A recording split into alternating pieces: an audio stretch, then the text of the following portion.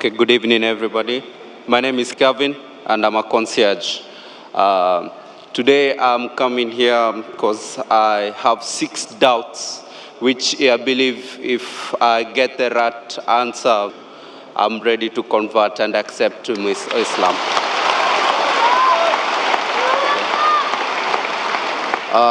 To start with, on my first question, is that how do I know that Islam is the right way to worship?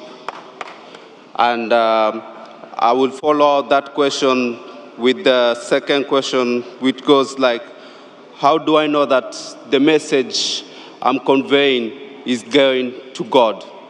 Okay? And my third question, since Dr. Zakir, I've been listening to you before, you have said before and you have preached that there's no way you can go to heaven without strictly abiding to the commandments that were given to Moses. In the present world and challenges with the media, with everything that comes along to our life in our present day, how do we abide to this law?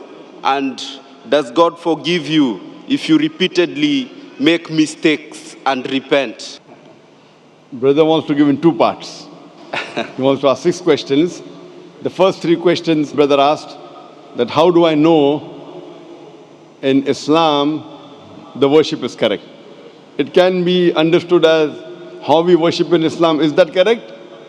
Or it can mean that is Islam the correct religion? What do you mean? Do you want to know that the way you worship in Islam, is it the right way, or is Islam the correct religion of worship? The first question the brother asked, he wants to know how will he come to know that is Islam the correct religion we should follow? And the second part that is similar, that how will you come to know that Islam is the truth? Exactly. And the third that he said, I said in one of my speech, that JSK, peace be upon him, said that if you want to enter Jannah, you should keep all the commandments and follow all the laws mentioned in the Old Testament. How in this age can we follow all the laws of the Old Testament? I will try and club the first 2 questions together. That how do you know that Islam is the correct religion to worship? And how do you know that Islam is the truth? Islam comes from the word salam, which means peace. It is also derived from the Arabic word silm, which means to submit your will to God. Islam means peace acquired by submitting your will to Almighty God.